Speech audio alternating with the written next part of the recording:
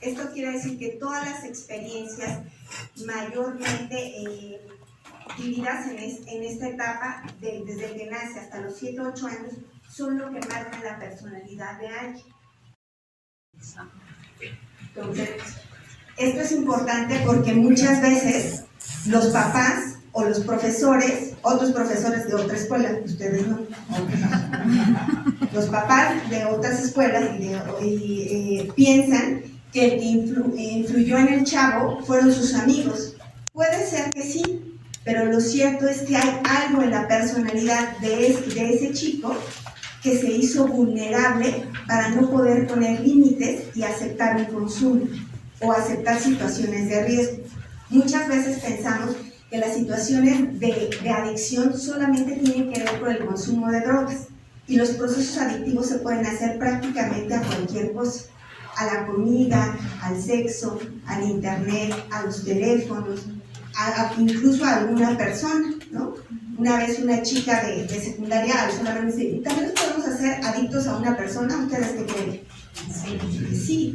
Entonces, el proceso adictivo se instala y a lo mejor es mucho más escandaloso en un proceso de consumo de drogas. Pero cuando encontramos un consumo de drogas en un sistema familiar, quiere decir que hay otro tipo de adicciones en esa familia. Y esa es la parte que hay que averiguar. Porque si nosotros nada más mandamos al chico a que tome tratamiento para que deje de consumir, pues va a estar bien padre el asunto, porque el chavo deja de consumir, pero regresa al mismo sistema familiar y las cosas siguen exactamente igual. Por eso, nosotros consideramos que los anexos no funcionan terapéuticamente desde la psicología. Probablemente funcionen desde la terapéutica de ellos, pero desde la psicología no. Entonces, esta parte es importante porque muchas veces nos hemos encontrado en otras escuelas, aquí no, donde a lo mejor los orientadores o los profesores los mandan a un anexo, ¿no? Promueven anexos, o les dicen a los chavos que son unos adictos enfrente de todos los demás compañeros, y eso no es una orientación adecuada. ¿Ustedes cómo se sentirían si alguien de aquí los nombra o los señala como adictos? ¿Irían al proceso terapéutico después de esa experiencia? Los chavos tampoco. Entonces es importante ser cuidadoso con lo que decimos y sobre todo con lo que hacemos. Ok, la que sigue, por favor. Nosotros nos vamos a encontrar que generalmente, ¿cómo se van a dar cuenta alguien que un chico está en consumo? Hay muchas alertas, pero básicamente son dos, ¿no? Cuando el chico no está bien descansado o cambió sus hábitos de alimentación, eso me dice que algo se modificó. Cuando los chavos entran en un proceso de adolescencia, se modifica la necesidad de sueño. ¿Por qué? Porque químicamente están desgastados y necesitan reparar. Pero cuando esto se excede y ya no les deja hacer otras cosas, hay que preguntarse por qué. Cuando los chicos están comiendo de más o están comiendo de menos, nos encontramos que ya está teniendo una alteración química. Eso se considera un proceso adictivo. Cuando ya hay alguna alteración a nivel químico, a nivel conductual o a nivel emocional o físico, eso se considera un proceso adictivo. Entonces, ustedes probablemente se den cuenta del cansancio o físicamente de algunas cosas, pero la función es identificar ahí de los padres, ¿no? Pero a veces los papás son los últimos que se enteran de lo que está ocurriendo con los chicos, y a lo mejor donde más se nota es en la escuela, porque es donde pasa mayor tiempo. Lo que nos vamos a encontrar nosotros a nivel cerebral, eso es algo que nosotros evaluamos cuando ellos llegan con nosotros, es que cómo están funcionando a nivel de memoria, de concentración, de atención, de capacidad de organización y de capacidad de ejecución. Hay chicos que son muy buenos en la escuela, pero nunca traen tareas. Hay chicos que se ve que son muy inteligentes, pero nunca logran, se ponen muy nerviosos en el examen o en el examen no pueden ejecutar. Eso me habla de que hay un factor de riesgo. Su función de ustedes como profesores es identificarlo. ¿Qué van a poder hacer ustedes? Identificar y orientar. Esa es su función como profesores. A ustedes no van a poder hacer una orientación terapéutica porque no tienen quizás las habilidades explotadas en ese sentido. pero sí una orientación de saber que algo está pasando con ese chico. Y en ese momento se canaliza el psicosano. La que sigue, por favor. Ok, ¿quién me ayuda? ¿Quién me ayuda a describir el cerebro que está con la letra A? ¿Cómo les dicen a los chicos? Participen, muchachos, la participación es importante. ¿Así les dicen, no? En el cerebro saludable se ve la masa encefálica más amplia, más robusta, menos manchas negras en la parte central entre los dos hemisferios, se ve bien. Y en el que está de un abusador se nota la masa como encogida, como más pequeña y con muchas áreas en negro. Es como una disminución de la masa cerebral. Ok, muchas gracias. Punto para la maestra. Este es un cerebro comparado con un saludable con uno que ya consumió activo. Esto que llama amoníaco, esto es. Y este tipo de deterioro lo podemos encontrar a los 6 meses de consumo. O sea, no necesitamos mucho. ¿Por qué? Porque además todo el tipo de inhalables son sustancias que son de uso industrial, es decir, ninguna está hecha para consumo humano. Entonces se agota rápidamente. ¿Alguno de ustedes ubica los ostiones? Ok, ¿cómo es la textura de un ostión? Viscosa. Coloide. Bien. No sé, ya no me gusta. ¿Cómo es la textura de un ostión? ¿Quién levanta su mano? Esponjosa. Esponjosa. ¿Qué más? Coloidal. Coloidal. A ver, explíqueme qué es coloidal. Es un estado de la materia en el que es entre gelatinoso y cuando lo pasamos en la boca se siente la textura por completo. Es coloidal, coincido con usted. Okay. ¿Alguien más? ¿Está alzando la mano o está platicando? Platicando. Bueno, justamente es babosita, es coloidal. Aprendí una palabra nueva, maestra, muchas gracias. ¿Y qué pasa con un ostión cuando le echan limón? Se empiezan a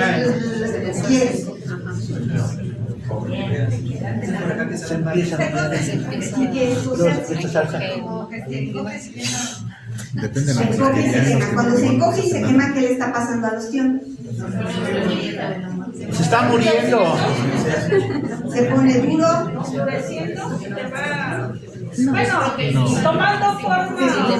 Oye, ¿están los técnicos, muchachos? Si no, no está bien. Y cuando se quema el hilo, pues al ostión. Se muere. Cuando una persona consume droga, es como si le estuviera echando un poquito de limón cada vez a su cerebro.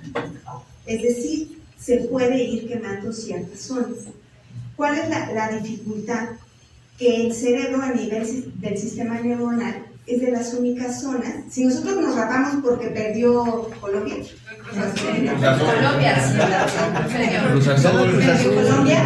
como en un mes y medio, otra vez nos vuelven a hacer el cabello, ¿no? Si nos volamos una uña, como en un mes y medio o 2, nos vuelven a... Si se queman neuronas, no vuelven a nacer. Si nacimos con 10 y se nos quebraron 2 cuando nos caímos de chiquitos, nos quedan 8. Y si además alguien consume una droga, puede ser que vaya quemando ciertas zonas neuronales. ¿Cómo se ve una zona neuronal quemada? Con más hueco. Es decir, ya es más difícil la conexión. Esta parte nos, de alguna manera nos explica por qué a los chicos cuando empiezan a consumir ya no pueden tener el mismo desempeño a nivel académico, porque su nivel de conexión neuronal ya no es el mismo. Si deja de consumir antes de los 20 años, muy probablemente alcance una conexión similar a la que tenía. Pero si pasa de ese tiempo, muy probablemente la cronicidad avance. ¿Hasta aquí hay alguna duda o alguna pregunta? Okay. La que sigue, por favor. Ok, esta es otro cerebro. Si ustedes se fijan, uno está muy esponjadito, que es el que no ha tenido contacto con drogas, y el otro se ve mucho más reducido. Entonces, ¿qué es lo que es importante de esto? Cuando los chicos llegan con nosotros sí evaluamos todas las capacidades que pueden tener en ese momento, pero también rastreamos qué sucede en esa familia. Y para que un cerebro alcance este nivel de esponjosidad, que ahorita una de las seguramente me va a decir cómo se llama técnicamente que se alcance a esponjar el cerebro. Pero bueno, para que alcance ese nivel de esponjosidad, tiene que ser una persona que tiene buena alimentación, que tiene un buen descanso, pero que además tiene buena estimulación. Una buena estimulación quiere decir que no está expuesto a estrés intenso todo el tiempo. Todos nosotros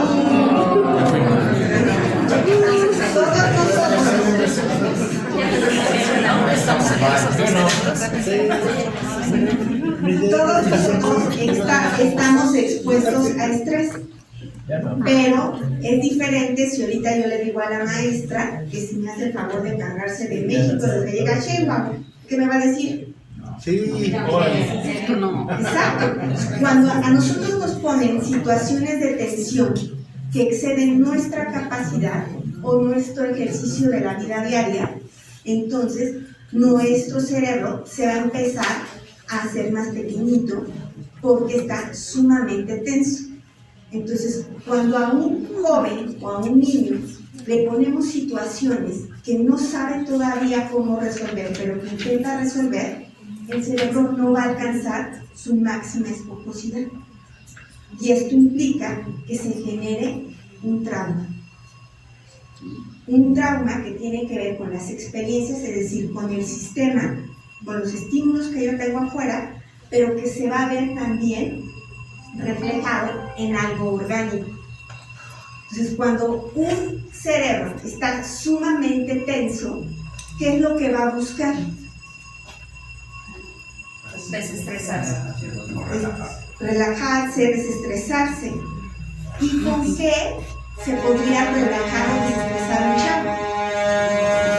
con algo de De sustancia. manera saludable o de manera no saludable. De la que quiera. Bailando con sus amigos, durmiendo, comiendo, con el uso de drogas, la chela, el alcohol. Va a depender mucho de lo que se promueva en el sistema familiar. Si en mi familia se promueve que cuando hay una fiesta lo que busco es el padrino que lo lleva a la iglesia y el padrino de vino, ¿qué estoy promoviendo? El consumo de alcohol. Y si en mi casa es normal consumir el alcohol, entonces cuando me inviten afuera me va a parecer que rompo las reglas. No. Entonces cuando se llega a la adolescencia y hay una promoción de la normalización del consumo de alcohol, entonces cuando se llega a la adolescencia lo que se busca es brincar un poquito más la regla, van a buscar otro tipo de sustancias. Esto tiene que ver con la normalización del consumo de alcohol y de tabaco, que son las únicas dos sustancias legales en México como drogas. Todo lo demás es ilegal. ¿Para quién es legal el consumo de alcohol y de tabaco? Mayores de edad. Es decir, cualquier persona que tenga un consumo y que tenga menos de 18 años está incurriendo en un consumo ilegal. Y si un adulto le invita a un menor de edad alcohol, quiere decir que está generando un daño a su salud, como un narcotraficante. ¿Sí? Entonces, hay ocasiones en unas casas de otra escuela, de otros papás, de otros maestros, que a veces el 24 de diciembre o el 31 de diciembre les invitan sidra. ¿La sidra tiene alcohol? Sí. ¿Sí? Y a veces les invitan a los menores de edad alcohol. Hay veces que unos papás y unos maestros de otras escuelas lo que les dicen a los hijos es que bebe aquí conmigo, porque conmigo yo te voy a vigilar. Pero eso no quiere decir que el cerebro dijo, ah, bueno, pues este tequila se lo dio su papá, que no le queme nada de las neuronas. Eso no dice el cerebro, ¿no? En el momento en que ingresa la sustancia en el cuerpo, va a generar el mismo recorrido y el daño, independientemente si se lo dio su papá, su abuelita o el sacerdote. No importa. Entonces, esta parte es importante porque muchas veces con nuestro actuar promovemos acciones que facilitan el consumo, ya no en los alumnos, sino en mi propia casa. La que sigue. Ok, generalmente cuando un chico está sumamente tenso, hoy en día nos encontramos que la mayor promoción que tienen los chicos de actividades tienen que ver con las pantallas, tienen que ver con los celulares. Es raro hoy en día encontrar a chicos que se les promueva de una manera muy fuerte o de alto rendimiento algún deporte. Ya no es tan común. Me acuerdo yo que en mi generación era muy común encontrar chicos que se iban a competencias panamericanas, ¿no? Y hoy no es algo tan común. Entonces, también es importante identificar qué tipo de ejercicios o de actividades estoy promocionando yo en mi actividad regular. Porque lo óptimo, como dijo la maestra, sería que bailaran, sería que jugaran, sería que hicieran otra actividad, pero si no hay el ejercicio, entonces es muy complicado que los chicos tengan esa opción en su menú. Y entonces el único menú que tienen es con las pantallas. Entonces, ¿qué va a pasar cuando a los chicos estén sumamente estresados o sumamente tensos y otra persona les digan que con este churrito se van a sentir bien chidos? ¿Qué va a hacer el chavo? Va a aceptar, porque además hay poco bagaje. A diferencia de su generación, y yo creo que mi generación, chicos, quizás a algunos de nosotros nos tocó que no los dos papás salieran a trabajar, sino que uno de los papás se quedaban todavía en casa. Y eso hacía que hubiera un factor de protección, es decir, alguien estaba al pendiente de nosotros. Pero hoy en día, con los chicos, hoy tenemos que la mayoría de los papás, los dos trabajan, ¿no? Cuando hay dos papás, porque muchas veces nada más hay uno y se quedan con la abuelita o a veces solos. Entonces, hay pocas personas que se puedan dar cuenta de cómo está actuando este chico, si cambió hábitos de alimentación, de sueño, de descanso. Pero eso sí se puede notar acá, ¿no? Entonces, es importante que nosotros identifiquemos que si hay algún cambio en los chicos, es importante notificarlo o mandar a orientación, ¿no? La que sigue, por favor. Ok, ¿qué nos encontramos nosotros? Cuando un chico está haciendo, con esta dinámica que se tiene hoy en día, de que alguno de los papás, más bien ninguno de los dos papás se queda regularmente en casa, casi siempre se les deja a los chicos encargados de muchas otras cosas que no necesariamente son su responsabilidad. Todavía hoy en día nos encontramos que a algunos chavos se les encarga a los hermanos más pequeñitos y si no cumplen con las tareas los chiquitos, le va como en feria al grande, ¿no? Entonces, está haciendo una función de papá. Hay veces que le dejan encargado a otras tareas y eso, además de tener que cumplir con su propia función como hijo y como estudiante, tiene que cumplir con funciones parentales. Eso nosotros le llamaríamos que es una usurpación de función. Pero al final el chico lo intenta, ¿no? Eso va a generar un proceso de estrés y va a buscar, sobre todo si no hay como esta posibilidad de hablar, de abordar ciertas temáticas difíciles, y llega y de casualidad se le acerca a alguien con consumo de sustancias, va a aceptar. ¿Por qué? Porque tiene menos recursos de cómo solucionar las cosas. Solamente hay un nivel de exigencia. Entonces también es importante ver cómo se está llevando a cabo la dinámica de esa casa para ver este chico cómo soluciona. Hay chicos que ustedes observan que los exámenes se ponen sumamente nerviosos y ya no pueden ejecutar. Eso me habla de que tiene un bagaje corto de cómo se solucionan las situaciones o los conflictos. Hay veces que se desmayan o que les dan ataques de ansiedad. De la pandemia para acá nos toca mucha población que tiene procesos de ansiedad porque no podían permanecer en las escuelas. ¿Por qué? Porque había poco bagaje para solucionar situaciones de estrés, aunque esas situaciones de estrés ya les correspondían porque eran de la escuela, ¿no? Entonces, lo que observamos en este cerebro es un cerebro normal y un cerebro con Alzheimer. ¿Quién me ayuda a describirlo?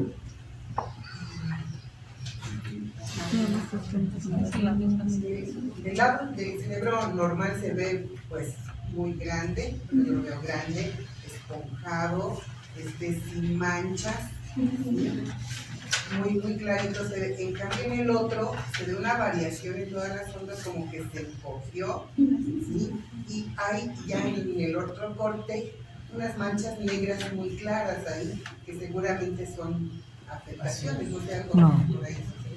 Este es un cerebro, gracias maestro, es un cerebro que tiene que ver con el Alzheimer, comparado a uno normal con un Alzheimer. ¿Por qué me es importante que ustedes vean esto? Porque este tipo de cerebros son los que yo me encuentro cuando los chicos consumieron desde muy jovencitos. Hemos tenido chicos en la unidad que ya no controlan esfínteres. Imagínense un chico de 17 o 18 años que no le avisa a su cuerpo que tiene que ir al baño. Muy complicado para la dinámica de un chavo, ¿no? Nos hemos encontrado con chicos que ya no parpadea alguno de sus ojos. Y entonces esto implica que esté llorando su ojo. ¿Por qué? Porque se afectó una función del ojo.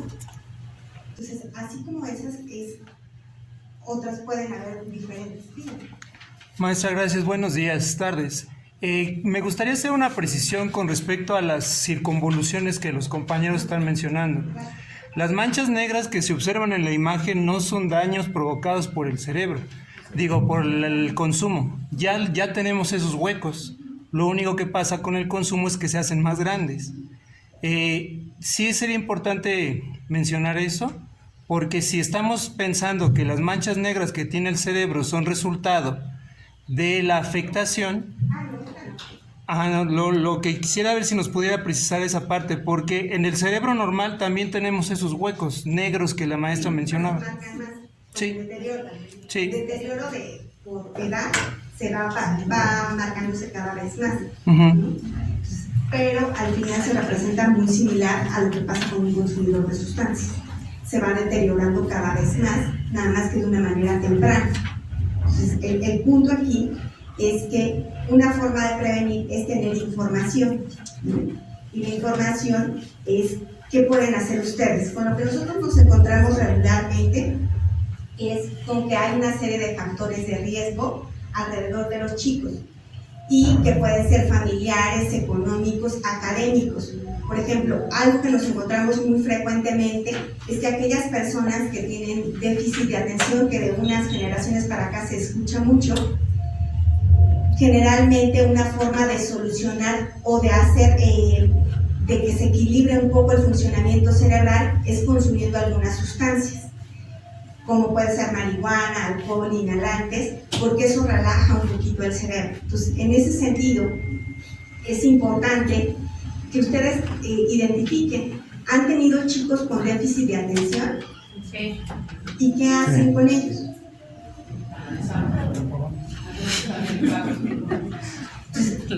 Los chicos que regularmente no fueron medicados son los que regularmente llegan a un proceso adictivo. ¿Por qué? Porque es muy frustrante para los chicos generalmente estar en situaciones de constante señalamiento de que no cumple o de que es muy latoso o de que es hiperactivo, y eso los deprime. Y entonces van a buscar soluciones artificiales, ¿no? Pero que tengan a la mano. Hay ocasiones en que los chicos sí fueron diagnosticados, pero los papás decidieron no medicarlos, y eso va a generar un deterioro en la forma de aprender en los chicos. Entonces, lo que nos vamos a encontrar nosotros en la población que llega con nosotros es que hay un sinfín. Se considera que las adicciones son multifactoriales. No hay procesos que tengan que ver solamente con una cosa. Y generalmente nos vamos a encontrar antecedentes de algún proceso adictivo. No específicamente de consumo de drogas, pero sí, a lo mejor encontramos un papá que trabaja de 8 de la mañana a 11 de la noche. Eso nos dice que a lo mejor es muy funcional socialmente y laboralmente, pero a lo mejor le está impidiendo hacer un vínculo con los familiares. Y aunque tenga la oportunidad, decide mejor irse a trabajar. Entonces, a lo mejor hay un proceso adictivo que se vela con algo sumamente funcional. Entonces, la que sigue, por favor. Bueno, nosotros vamos a buscar dentro del proceso terapéutico los factores de protección, que es que identifiquen su estado de salud de manera general, el apego escolar, que haya una buena comunicación asertiva en la familia, y que además haya una autoestima o un autocuidado importante. Muchas veces cuando llegamos con los chicos que consumen o que tienen estos factores de riesgo, es muy poco común que los padres pongan atención. Casi siempre un chico que llega con consumo, por lo menos lleva 6 meses con consumo, en el mejor de los casos. Esto quiere decir que los papás tienen poca atención en él y entonces habría que preguntarse en qué sí tienen atención los papás, ¿no? Entonces, algo que se va a promover dentro del proceso terapéutico es que se trabaje terapéuticamente con el chico de acuerdo a la situación que tiene, porque a lo mejor trae un duelo que le ha costado mucho trabajo elaborar, o a lo mejor tiene una dificultad de aprendizaje que no ha sido detectada, o aunque fue diagnosticada no ha sido abordada, y esto de alguna manera va afectando en cómo se va desenvolviendo a nivel académico, pero sobre todo a nivel emocional. Para que nosotros podamos tener una buena ejecución académica, se necesita estar en un estado emocional regular. Alguien que está sumamente tenso o muy triste, difícilmente aprende. Entonces, esta parte es importante. Ustedes generalmente se van a encontrar con los chicos en situaciones que a lo mejor quieren que sean muy buenos académicamente, pero se involucra un ser humano que está relacionado con situaciones emocionales, que a lo mejor no les corresponde solucionar, pero si las detectan, lo que se puede hacer es generar una orientación.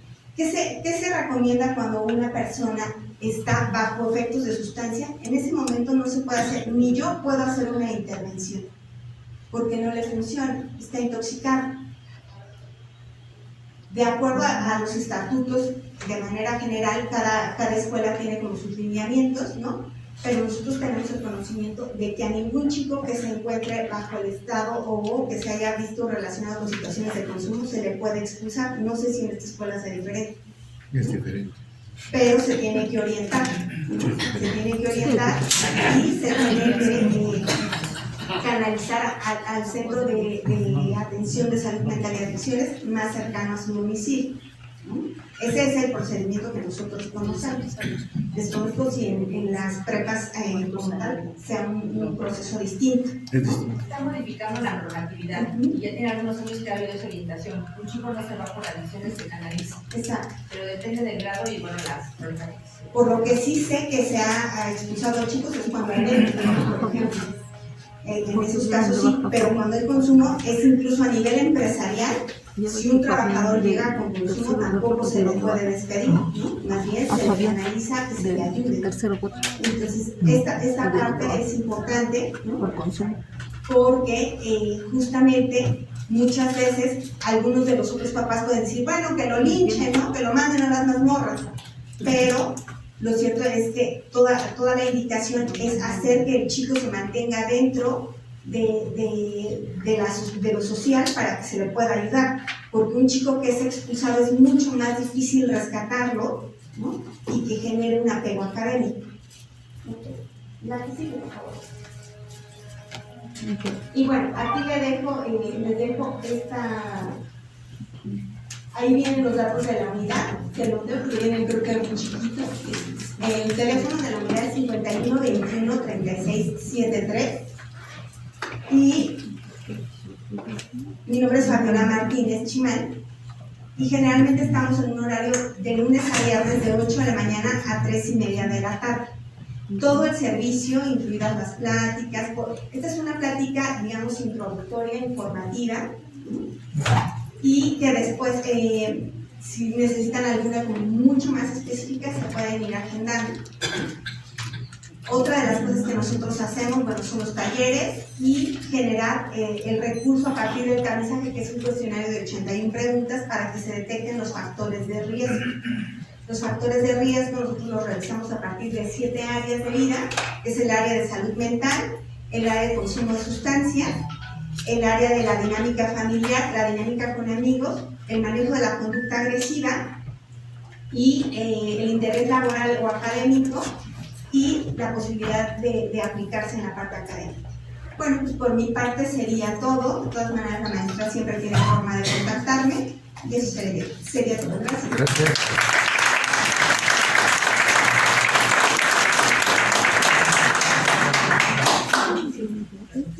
Bueno, comentamos con la psicóloga que hubiera un espacio de preguntas. A partir de la experiencia y de la joven mención de la preparatoria, como ¿cuál sería un tema de interés o algo que ustedes quisieran saber en relación a esta problemática que hemos mencionado? Que sería así como importantísimo apoyarnos en este momento. Maestra Ale. Sí, miren, si tenemos un alumno que abiertamente tiene la conducta de consumir al interior del grupo frente a sus compañeros, debe de ser considerado como una persona que debe llevar una atención a su centro y terminar sus estudios o continuar sus estudios, o se detienen. No, generalmente la intención, una parte de nuestro trabajo es dar el proceso terapéutico con la intención de que siempre esté insertado en lo social. La mayor posibilidad de un joven o de cualquier persona es si está inmerso en lo social. Cuando alguien se empieza a aislar o que lo aíslen, es mucho más complicado rescatar como sus habilidades sociales, justo como lo que pasó en la pandemia. O sea, los chicos podían ser muy hábiles con adultos, pero ya entre ellos, si ustedes se fijan en el primer año, quizás les costó mucho más trabajo hacer lazos entre ellos, porque no tenían la práctica, tenían menos tolerancia a la frustración, caían con mucho más facilidad en estados de ansiedad. Entonces, cuando nosotros, incluso yo pocas veces, nosotros tenemos acceso algunas veces a hacer canalización a internamiento de profesionales. Yo realmente a los 15 años yo creo que he hecho 4 canalizaciones a internamiento. ¿Por qué? Porque también la familia tiene que trabajar. En el caso cuando llega un chico, se hace la valoración del chavo, se hace toda la intervención terapéutica, pero también se trabaja con la familia. ¿Por qué? Porque la familia tiene que hacer ajustes. O sea, algo pasó con esa familia que no se dieron cuenta del consumo, o que el consumo avanzó tanto que hoy están problemáticas a lo mejor legales. Nosotros también trabajamos con consumidores que estuvieron inmersos en algún delito, por ejemplo, e intercambian su pena a nivel judicial por un tratamiento terapéutico. Y una parte tiene que ver con la reinserción social, con que ellos se puedan incluir lo más posible a las reglas sociales. Gracias. ¿Alguna otra pregunta, compañeros? Es importante lo que han Estaba poner atención a lo que decía de que si se le pone atención a un chico, ¿sabes? Es menos probable que consuman drogas. Aquí mi pregunta ¿es solamente ponerles atención o poner atención es lo mismo que control?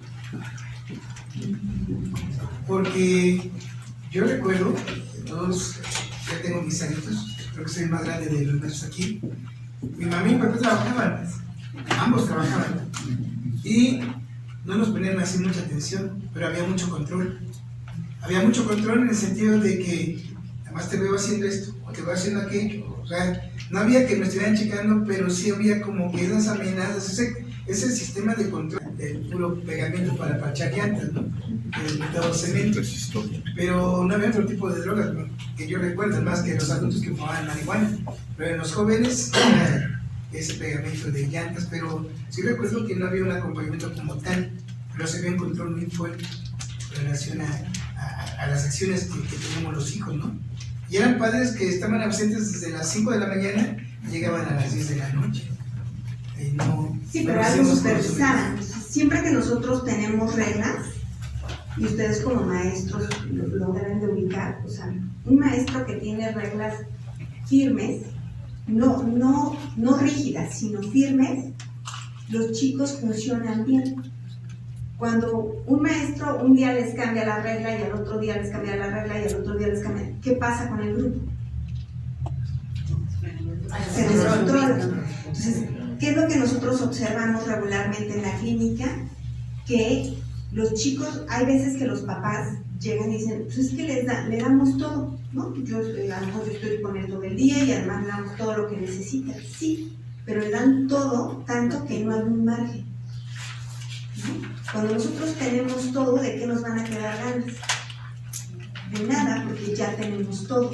Y entonces empiezan a buscar experiencias intensas y cada vez más altas en riesgo. Entonces, la atención no tiene que ver con todo el tiempo estar vigilante, porque eso es estar hipervigilante, sino que ustedes, al tener alumnos, adolescentes, ¿no? Y probablemente hijos, saben que no es la misma atención la que necesita un bebé de 4 meses que la que necesita un chavo de 18 años. Entonces, más bien tiene que ser proporcional a la circunstancia del chavo. ¿Por qué? Porque también mucha atención genera angustia en un chico, y la angustia genera miedo, y el miedo se va a querer reducir porque es una tensión para el cerebro. Entonces eso también puede llevar a generar un consumo o un proceso adictivo. Pues más bien tiene que ver con que siempre hay una regulación tanto en los padres como en los maestros, ¿no?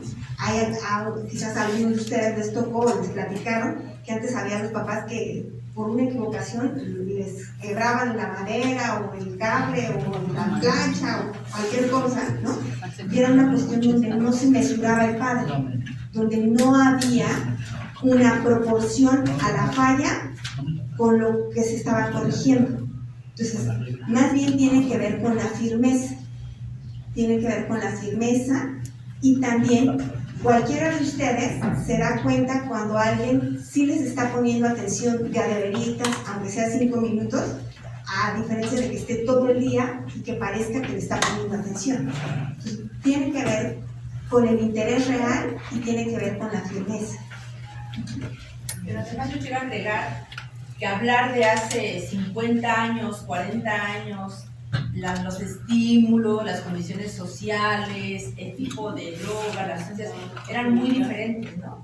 Antes veíamos, cuando éramos niños, yo soy de era nuestro Gregorio, a lo mejor era el cemento, era todo lo que existe. O sea, con las redes sociales se amplió el panorama y la posibilidad, o sea, no podemos desconocer ese hecho actual. O sea, yo no nada más se requiere la vigilancia, la atención, se requieren, o sea, muchos elementos más para poder un poquito nivelar o contrarrestar esa influencia que tienen nuestros chicos. O sea, la moda, el contacto con los iguales, o sea, son muchas condiciones que tendríamos que revisar ahorita que se convierten en factores de riesgo para los chicos que tenemos actualmente. Es un elemento que no podemos olvidar los maestros. Yo quisiera preguntar, ¿cómo podemos identificar, qué conductas podríamos identificar en el aula de los alumnos que están consumiendo? Depende. Bueno, o sea, puede ser que hay chicos que incluso cuando llegan a tener consumos, a lo mejor tienen consumos antes de entrar y están somnolientos, ¿no? O están sumamente activos. Ahí es donde se nota mucho, ¿no? Por eso les digo que en el sueño y en el alimento es donde se nota. O chicos que a lo mejor tienen, por ejemplo, con los inhalantes, que ahorita creo que ya no se usa tanto de este lado, tenemos una zona donde todavía vemos bastante consumo de inhalantes, están quemadas las zonas de la nariz, como cuando tienes mucha gripe y te sonaste mucho tiempo la nariz, así está su nariz de los chicos y la boca, ¿no? Generalmente en los ojos nos vamos a dar cuenta, y el lenguaje, pero necesitan tener un consumo como muy reciente. Pero también es importante que si ustedes tienen consumidores que ya tengan tolerancia, es decir, que ya aguanten cierto nivel de sustancia en su cuerpo, ya no se nota tanto el cambio, ¿no? Pero ¿dónde se puede notar? En el aprovechamiento. Si era un chico que en primer semestre iba muy bien, era aplicado, se enfocaba, pero ahorita en tercero ya no logra enfocarse, ¿no? Y siempre está distraído, quizás sea por ahí. Entonces, quizás lo que se pueda... como tal, no sé si ustedes se puedan dar cuenta, ¿no? De algo muy evidente, ¿no? Alguien que se va tambaleando, ¿no?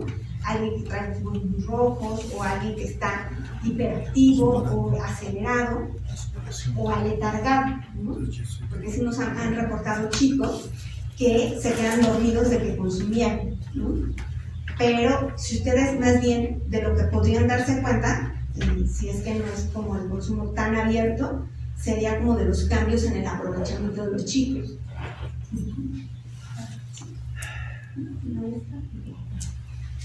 Usted nos puso una imagen de deterioro que tiene el cerebro si tienes el consumo de una frecuencia.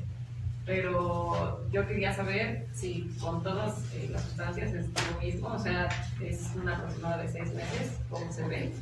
O En este, pues es de activo, ¿no? Va a cambiar, así como el COVID nos dio diferente a cada uno, Dependiendo de lo que consumas. lo mismo pasa con las sustancias. Además, hay personas que traen cierto nivel de tolerancia porque quizás papá o mamá tenían como un antecedente de consumo y entonces eso nos hace más tolerantes. Por ejemplo, si les ha tocado chicos aquí en la escuela que prueban el tabaco, no sé si ahora ya se dan las pruebas de tabaco porque antes sí se daban, ¿no? Pero ahora luego se consumen marihuana para probarlo, ¿no? Entonces, de esos 5 chicos que prueban, 2 se marean, uno tose, al otro vomitó y al otro no le pasó nada. ¿Quién es el que va a continuar con el consumo? Al que no le pasó nada, porque tiene más fortaleza en ese sentido, pero eso hace que piense que es intocable ante el consumo de las sustancias, ¿no? Entonces, va a variar de persona a persona. Hay chicos que pueden tener un deterioro muy, muy rápido, ¿no? Hemos tenido personas que consumen de estos cigarros chinos, ¿no? Que venden los tenis a 10 pesos, 15 pesos, y que en 2 semanas empiezan a tener un daño que a lo mejor a un fumador de 15 años empieza a quitar. Pero va a depender de cada organismo. Sí, se nos pide mucho a las instituciones que trabajemos programas de prevención. Creo que hacemos como un intento. Sin embargo, a veces nos damos cuenta también que somos superados porque pues finalmente tenemos chicos con la problemática que se presenta. En su experiencia, ¿qué tendríamos que hacer las escuelas justamente en este nivel de prevención? Y si nos puedo orientar un poquito, porque en algún momento yo escuché que decían que cuando alguien es consumidor, la prevención ya no le sirve, ¿no? O sea, ya poner, pues, supongo, esta situación de tratamiento y demás que usted comenta. Y una pregunta más, cuando nos preguntaba sobre el trabajo que realizan con los padres, ¿ustedes pueden asistir a las escuelas y trabajar de manera directa como especialistas con nuestros padres? Porque nosotros hemos trabajado atendiendo varios proyectos, entre ellos los federales, para la prevención, pero también creemos que a veces ya no funciona porque pues somos nosotras, ¿no? Y siempre es como que nos ven. Sin embargo, cuando viene alguien externo, alguien que se maneja dentro del área como especialista, creo que también el impacto es diferente.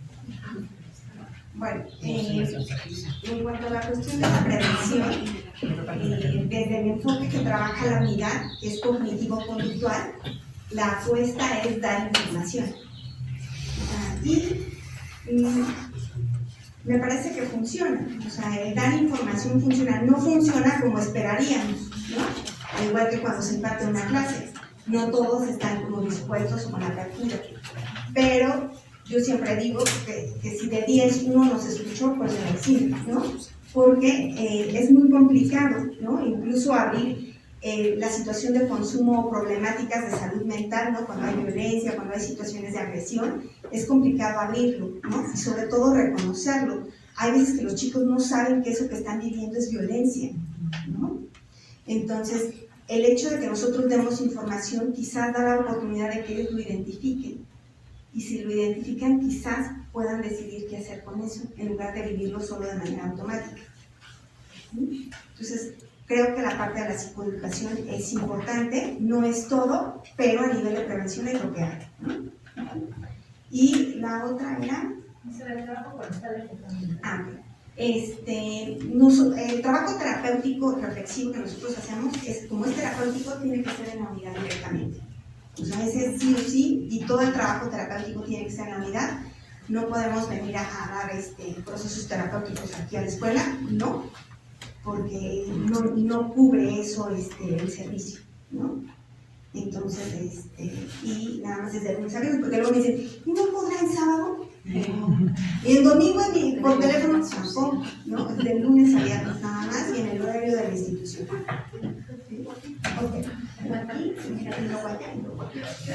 Tenemos grupos bastante complejos. Nosotros como maestros estamos con ellos 1 hora, 2, no tenemos como el tiempo suficiente como para identificar. Y a veces tenemos en un mismo grupo de 50 como 10 con TDA no diagnosticados a lo mejor 5 que consumen, ¿cómo podría identificar entre un alumno que probablemente está ansioso porque tiene un problema emocional, un alumno que tiene TDA o uno que recién consumió? ¿Cómo sería la clave como para decir, se me hace que este está consumiendo? Es que eso no lo van a poder detectar. O sea, si la apuesta es que ustedes detecten el consumo precisamente, yo lo veo complicado, al menos que sea con un antidoping, ¿no? Y por ejemplo, los inhalantes no salen en un antidoping. Más bien, la intención es que ustedes, si detectan algo, como canalizar la orientación de manera temprana. Nuestros procesos son cortos. Mi formación es en psicoanálisis, entonces el psicoanálisis es muy largo, puede llevar hasta años, yo tengo pacientes hasta de 10 años, pero aquí en la unidad son procesos cortos. Entonces, no es lo mismo que ustedes envíen a un chico con consumo de cocaína, ¿no?, ya declarado claramente, porque quizás yo le voy a dar 15 sesiones, 16 sesiones, a que envíen a un chico que está teniendo dificultades ahorita de concentración, a lo mejor voy a trabajar con él solo 5 sesiones. Entonces, vamos a adecuar el tratamiento de acuerdo a la persona. Entonces, si ustedes identifican un factor de riesgo, el que sea, ¿no?, que esté siendo notable para ustedes, entonces vamos a poder hacer una intervención temprana. Acuérdense que el tratamiento es de una intervención temprana, ¿sí? Si ustedes esperan encontrar a un chavo que ya roba y todo esto, quiere decir que ya es un consumo crónico. Y entonces quiere decir que han dejado pasar muchas otras cosas.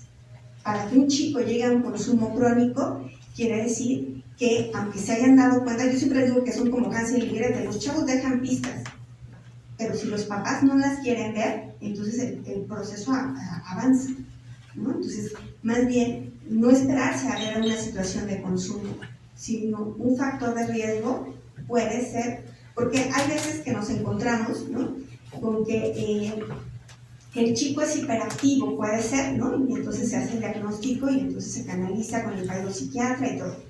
Pero hay ocasiones, en otras escuelas, con otros maestros, ¿no?, que pareciera que nos volvemos la zona de orientación de los profesores. O sea, algo no pueden manejar en el grupo y lo canalizan en el centro. Algo no pueden manejar, y eso también habla de la firmeza, esto que nos platicaba el profesor. O sea, qué tan firme y qué tan claras son mis reglas dentro del aula como para que el chico se sienta lo suficientemente contenido de no angustiarse. Porque si justamente la problemática en el sistema familiar es que no está siendo contenido y se encuentra un aula donde tampoco es contenido y todo el tiempo rechazado, a ver a dónde lo envío, eso vuelve una complicación del sistema para todos, ¿no? Pero el punto es como ser contenedor, ¿no?, ser claro. A mí me funciona mucho ser sumamente clara en las reglas, ¿no?, y eso les da seguridad también a los chicos.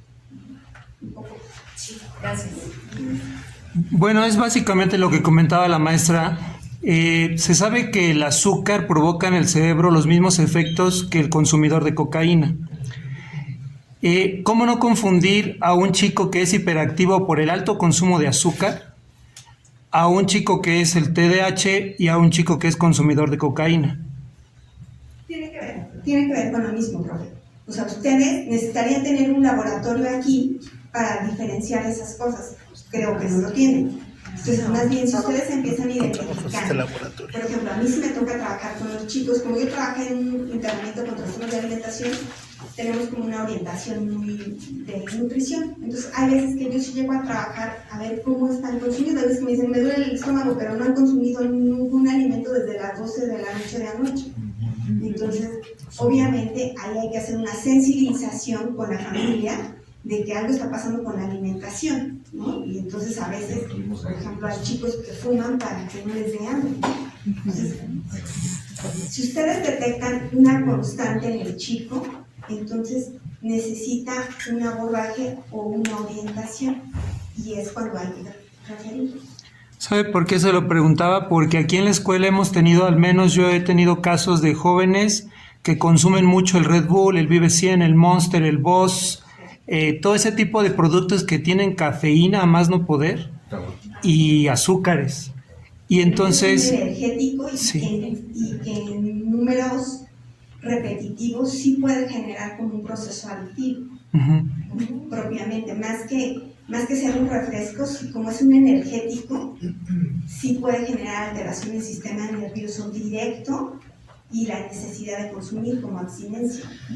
Ok. Entonces, más bien, ahí habría que hacer como la sensibilización. O sea, yo pienso, ¿no? O sea, sé que están como muy saturados, pero algo de psicoeducación regular, eso tiene que ver con lo que decía el maestro. La prevención tiene que ver con la psicoeducación regular, ¿no? A mí no me dice mi programa, por ejemplo, que yo oriente a los chicos frente a ciertas situaciones de alimentación. Sin embargo, lo hago porque yo tengo que generar el mayor número de recursos para ese chico y que sepa identificar cuál es la situación de riesgo, ¿no? Entonces pienso que si ustedes están en este programa de prevención, a lo mejor aportar algo extra, ¿no? Sé que es complejo, ¿no? Porque la demanda laboral es alta, ¿no? Pero si está en ustedes y quieren, a lo mejor, si ustedes detectaron que ese grupo es consumidor de Red Bull y todo esto, a lo mejor incluso solicitar por una plática, ¿no? Pero, o sea, como tal que ustedes lo puedan detectar, lo veo complicado, ¿no? Al menos que tuvieran un laboratorio acá. Sí, a lo que te quiero decir, si me quedo claro eso que me pasa de los cigarros chinos, ¿me puede causar la enfermedad de los cigarros? Lo que pasa es que para que se vendan los cigarros aquí en México, tienen que cumplir con ciertos estándares de calidad.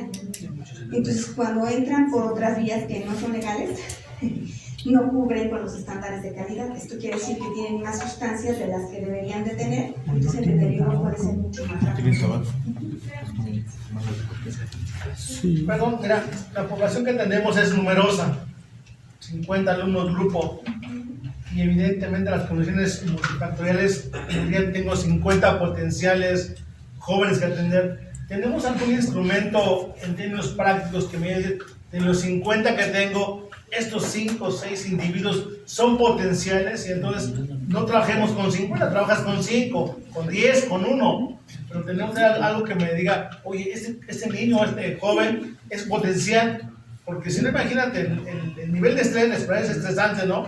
Tiene cerebros deprimidos porque hay tareas todos los días, hay exposiciones, hay lecturas, más la bronca familiar, todo el mundo está estresado, ¿no? Entonces pareciera ser que todos podríamos ser factor, o más bien, de todos esos, de esos 600 y fracción que atiendo, hay 5, hay 10 que evidentemente son potenciales, pero ¿cómo detecto de manera más o menos eficiente esos 5 o 6? Porque tengo 60 por grupo, digo, los profes tienen sesiones de 50 minutos, de 100, realmente no hay tanto tiempo para decir, oye, sí, ese individuo puede ser, ¿no? O sea, necesitamos algo como más rápido, pues, de intervenir, ¿no? Okay. Nosotros tenemos un instrumento que es el que les comentaba, que es el tamizaje, que es un cuestionario de 81 preguntas. Ese cuestionario revisa 7 áreas de vida y a partir del resultado nosotros identificamos quién tiene mayor factor de riesgo. Esas personas se les llama a la unidad, se les da una cita de primera vez exploratoria y a partir de eso, si es necesario, se les propone un proceso terapéutico. Ese cuestionario se tiene que aplicar con autorización de los papás o de los tutores y se da una cita para que ellos, el tamizaje regularmente, por ejemplo, en mi caso yo lo aplico cada 1 o 2 años, ¿no? En cada escuela, porque eso también les da la referencia de que no solamente trabajamos con el consumo propiamente, que esa parte de la sensibilización es importante. O sea, el tamizaje sirve para detectar factores de riesgo en salud mental, no solamente para consumidores de sustancias. Que un riesgo en salud mental puede prevenir un consumo de sustancias, que eso sí es real. Entonces, cuando los chicos son revisados con este tamizaje, en lo que ustedes nos podrían ayudar es sensibilizar y promover que los padres sí firmen esa autorización. Porque entonces nosotros podemos hacer la aplicación y ustedes ya van a detectar también quién de ese grupo tiene mayor factores de riesgo y a lo mejor hasta consideren las juntas de consejo o algo así, ¿no? ¿Cómo accedemos a él? Pues ustedes lo tienen. ¿Cómo yo prepa 12? Se tiene que hacer un acuerdo por medio de oficio para que nosotros podamos venir a aplicar. Después de que se aplica, bueno, primero ustedes generan todos las autorizaciones firmadas, ¿no? No podemos aplicar a alguien que no esté autorizado, aunque tenga ganas, aunque les caigamos muy bien, no, solo los que están firmados. Ya cuando se aplica, nos tardamos más o menos un mes y medio en calificar todo y regresamos una lista de las personas que están con factores de riesgo. Esos se citan en la unidad y se da tratamiento a las personas que tienen esas circunstancias. Pero todo es ponerse de acuerdo. ¿Cuál es el tiempo de aplicación? Si el grupo está así regulado, enfocado, 25 minutos. Yo he hecho aplicaciones hasta 25 minutos. Cuando el grupo hay que maniobrar un poquito más, hasta en 1 hora.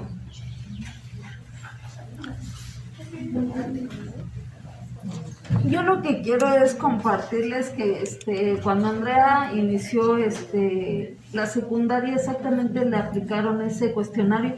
Obviamente nos mandaron un oficio en donde teníamos que autorizar, se llevó y se entregó a orientación. Fueron practicantes de una universidad quienes aplicaron la prueba, pero estaban los titulares, vamos a decirlo ahí, a cargo de ellos. Solamente se mandaron a llamar a los tutores que salieron con algún problema. No ciertamente de adicción, pero sí de ansiedad, depresión. Pero sí, yo creo que ya nuestros adolescentes ya están más despiertos. Yo creo que sí sería pues una buena oportunidad saber qué pasa en cada uno de ellos, porque de repente nos llevamos cada sorpresa y no nada más de consumo. Y sí, o sea, se ven tentados a consumir si traen algo adentro que no han podido externar por cualquier situación. Entonces, sí, de verdad, sirve mucho. Por lo menos sí les comparto que no me mandaron a llamar, entonces quiere decir que dentro de lo que cabe está bien Andrea. Entonces, pero eso es un gusto saber que nuestros hijos están bien, ¿no?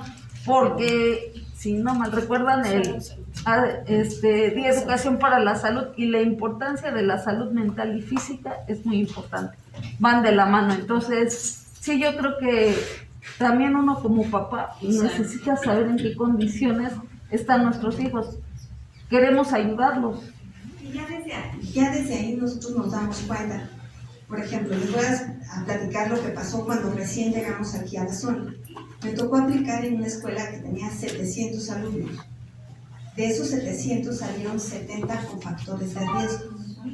Y mandé a llamar a los papás. De esos 70 llegaron solo 20, de los cuales 5 me dijeron, sin conocerme, sin conocer estrictamente ellos el cuestionario, me dijeron que sus hijos habían bromeado conmigo, que entonces no iban a tomar ningún tratamiento. Los otros 15 sacaron cita, solo llegaron 2. Y de esos 2 solo terminó una, que hoy podemos decir que está terminando su universidad. Pero imagínense, o sea, la oferta está. Entonces, ¿qué es lo que nosotros observamos? Que a veces se dice que es por el costo, por la distancia, pero hay veces que aunque tengan el servicio ahí, no lo toman. Entonces, mucho sí depende de la sensibilización de la, no de ustedes, ¿no? Pero de la sensibilización de la comunidad. Hay veces que llegan personas ya recomendadas con nosotros porque han visto resultados, ¿no? Pero cuando nosotros tratamos a las personas con consumo como adictos, ¿no? Como esos que tienen un vicio, ¿no? Ya de ahí estamos aplicando un proceso de discriminación, por ejemplo. Entonces también es importante ver cómo transmito la información, ¿no? Seguramente habrá familias o papás que estén muy molestos, ¿no? Porque alguien les transmitió que su hijo era adicto, ¿no? Cuando nosotros regularmente no nos manejamos con ese vocabulario. Entonces es importante la sensibilización que ustedes puedan hacer con los chicos. Un factor de protección que yo observo es que los papás firmen el permiso. Un factor de riesgo que es muy evidente es que no lo firmen, porque no se lo dieron, porque no le revisan al chico, porque el chico quiso no entregarlo, ¿no? Esos son factores de riesgo y de protección que son evidentes. Oye, permítame preguntarte, desde el punto de vista y la verdad sin experiencia, porque pues son papás, tengo que hablar de eso en mi casa, si son papás, que no importa cómo les transmiten, que no importa no hacen conmigo, pues obviamente que se van a sentir ofendidas porque me digan que están dándole de drogar en el mundo. Entonces es como sensibilizar a alguien que no se puede sensibilizar porque se está atentando contra él. Entonces creo que más bien sería como que enviar la apertura de poder llegar a los papás, así como en algunos lugares que hay escuela para padres, ¿no? Y de todas maneras aún va a ser difícil, pero como usted dice, ¿no? A lo mejor de 50 papás, pues a lo mejor cinco familias se dan cuenta que no está como bien, y que además están comentando sus hijos que digan, pues no pasa nada. Entonces, pues no sé, creo que tal vez podría ser tratar de abrir el espacio hacia eso. Sí, esa es como generalmente esa es mi ruta de trabajo, ¿no? Pero me parece que ya habían en algún momento tenido un acercamiento con alguien de nosotros, ¿no? Pero bueno, la intención es como trabajar con lo que hay y lo que se pueda, ¿no? Nos encantaría cambiar a todos, pero no se puede. Yo tengo una observación. Nosotros hacemos las canalizaciones cuando las detectamos y en el proceso nos encontramos con muchas problemáticas, ¿no? Tratamos de ser muy cuidadosas con la forma en la que hacemos las observaciones con los papás, pero siempre hay un miedo porque se trata de que se está mandando desde la escuela, ¿no? Entonces, en el papá hay un miedo a que me van a reprobar a mi hijo, yo me lo quiero dar de baja. Y la información que les damos es como, es un chance, ¿no? Te estoy haciendo una observación para que tu papá abra las antenitas y podamos resolver los síntomas. Estamos viendo algo a lo que hay que prestar atención. Y en algunos casos, como comentabas, no de todos, pero bueno, logramos la canalización. Nada más que cuando se logra la canalización, nosotros ya no tenemos información de regreso. O sea, en algunos casos así, donde hubo una falta grave o una observación grave, les llegamos a pedir un documento en donde nos muestren que ya están asistiendo a las instituciones donde nos canalizamos. Pero no sé si en el instituto donde tú trabajas hay alguna manera de no romper esa comunicación. Creo que en una de las instituciones llevaban un carnet, ¿no? Y yo entiendo que los muchachos llevan su proceso terapéutico y ahí ya es privado, es individual, sabrá la familia, pero de alguna manera que nosotros podamos tener el gancho como para saber que sí estás yendo a tus terapias y que de alguna manera está funcionando y eso tendría que ver aquí dentro de la escuela. No sé si puede existir ese vínculo para que nosotros se los canalicemos y nada más sepamos que el muchacho se sigue atendiendo, porque van 1 o 2 sesiones y dejan de ir y nosotros ya no nos enteramos.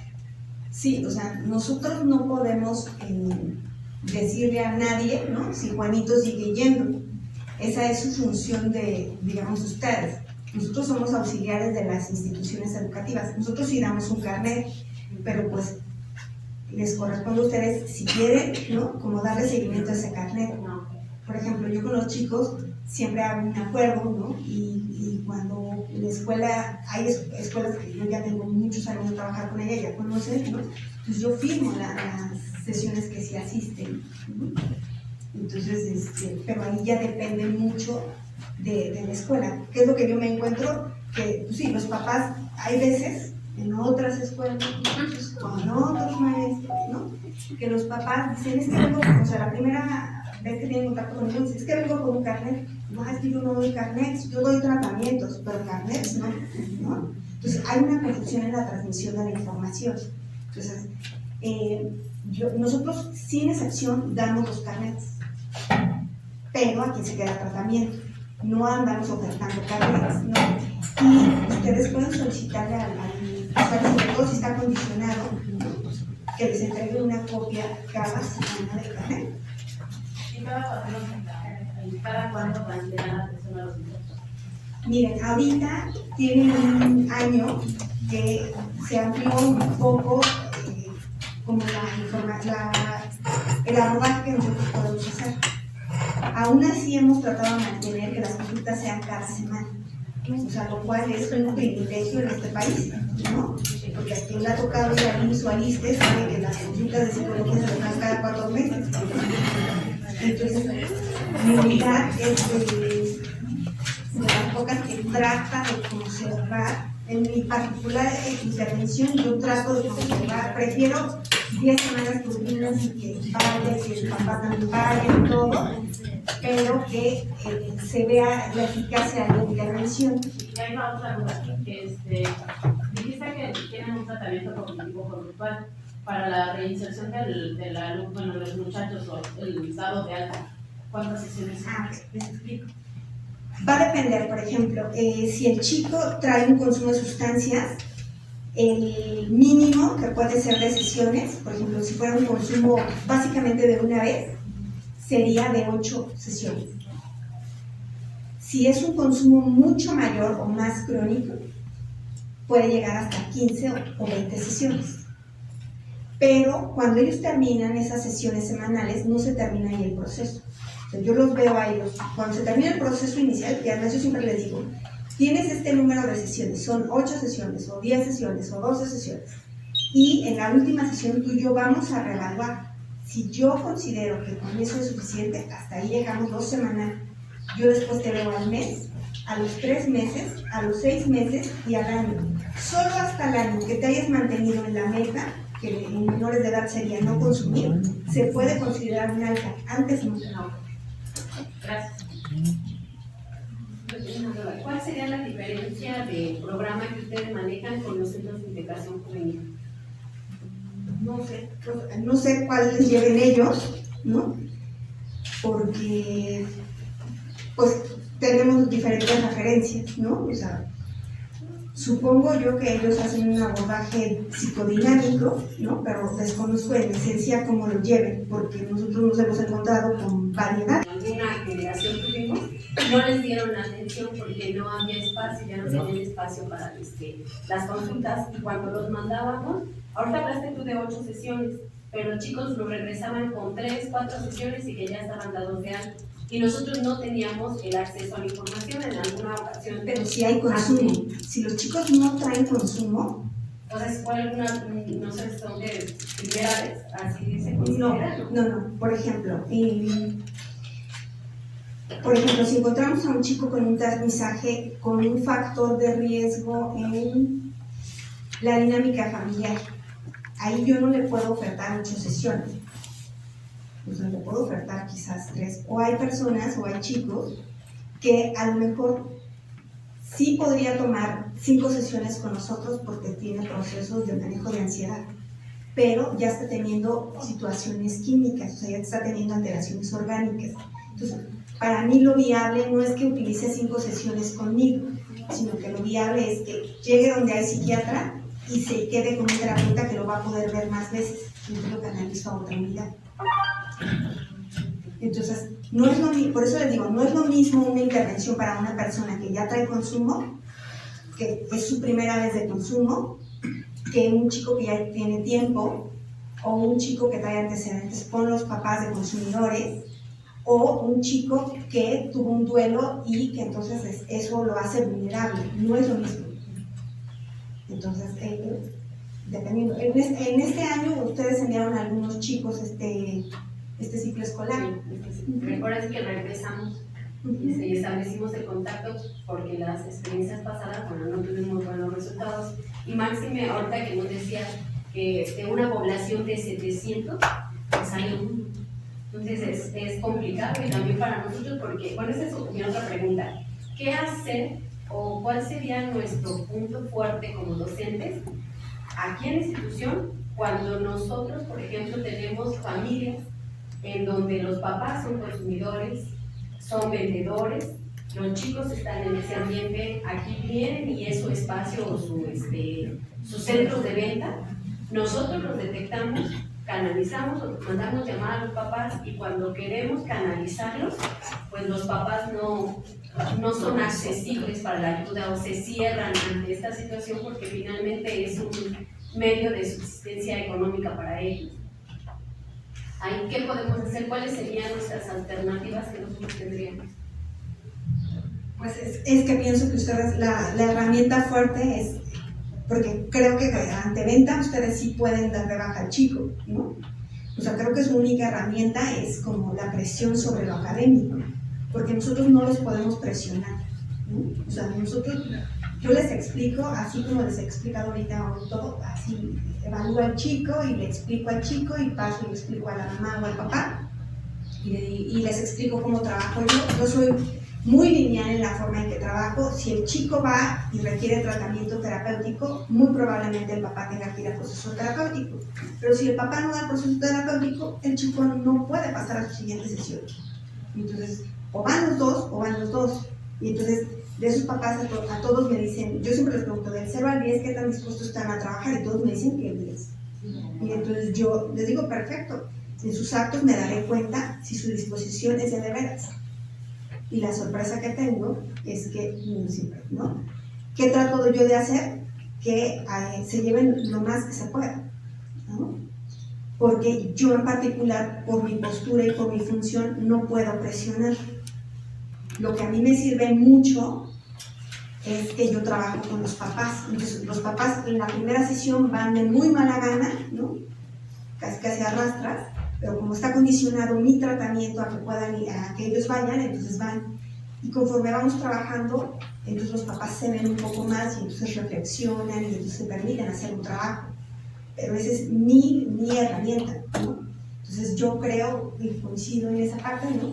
Que cuando ellos tienen información y se les invita a reflexionar, ellos quizás se lleven algo, quizás no hagan una modificación tremenda, ¿no? Como las que nos gustaría, porque además somos una institución, ¿no?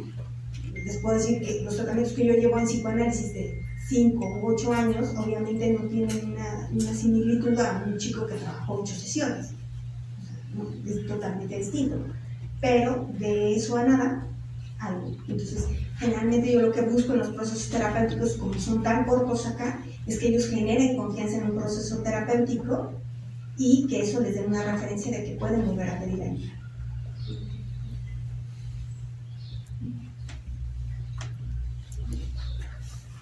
Otra pregunta, compañeros. Perdón, en la experiencia en tu centro, en hoy o en los últimos años, ¿cuál es la sustancia que más frecuentemente tus pacientes manifiestan haber consumido? El entendido que yo veo que hay como ciclos, no sé, 40 años, a lo mejor el cemento, ¿no? Y ya quien hacía marihuana estaba a un nivel muy alto, ¿no? Hoy, 2024, creo que el cemento está como nivel 10, pero ¿cuál es el top 1 que tenemos en esta zona, en este margen de población entre 15 y 20 años? ¿Qué es lo que tenemos y qué es lo que te llega, no? Bueno, pero nosotros llegamos hace 15 años, el consumo más alto era de alcohol, ¿no? Segundo lugar era los inhalantes y después la marihuana. Hoy tenemos mucho consumo de marihuana, inhalantes, alcohol y cristal, todo lo que son las metanfetaminas.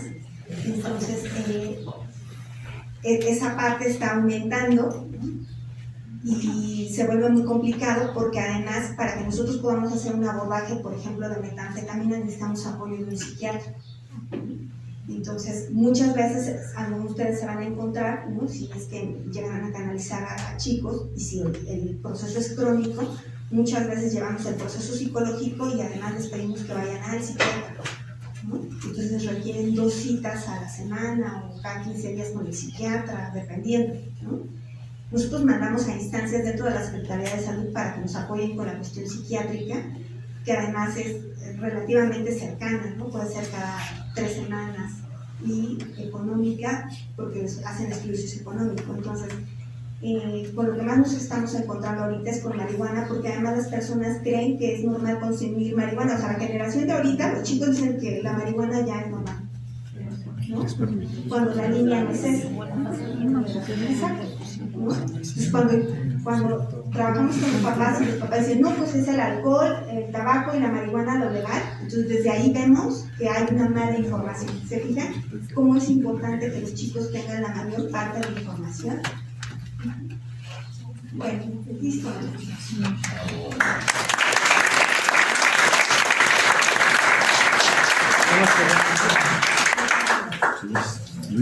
Compartía con Fabi, ya tuve oportunidad de trabajar con ella algunas sesiones para poder llegar a este espacio con ustedes, que seguramente en la sesión de preguntas, mucha de la información que no alcanzó a ella a reflejar en la información que tiene programada, iban a salir. porque de manera lamentable en la escuela sí hemos vivenciado ese problema de las adicciones. Y bueno, veíamos que no es propio de Prepa 12, es un problema que ha crecido de manera pues fuerte en el sector juvenil que tenemos actualmente. Pues compañeros, esa sería la primer conferencia de muchas que tendremos a lo largo del próximo ciclo escolar. Y pues yo pido un aplauso fuerte para Fabi. Ya estamos a punto de platicar otro programa de salud, con el compromiso institucional que ella representa. Porque Fabi viene no solamente como a nivel personal, sino representando una institución. Y bueno, la oferta que tenemos para poder incorporar a la escuela y poder trabajar con padres de familia, recuperar lo que pasa con nuestros estudiantes, pues ella tiene mucha disposición y lo agradecemos, de verdad, agradecemos esa disposición. Y bueno, pues muchas gracias en nombre de los maestros del preparatorio número 12. Quedan pendientes los reconocimientos para hacerlos llegar a la institución, a ti y a la enfermera. ¿Sí? Muchas gracias, compañeros. Vamos a despedir a Fabi. Vamos a presentar un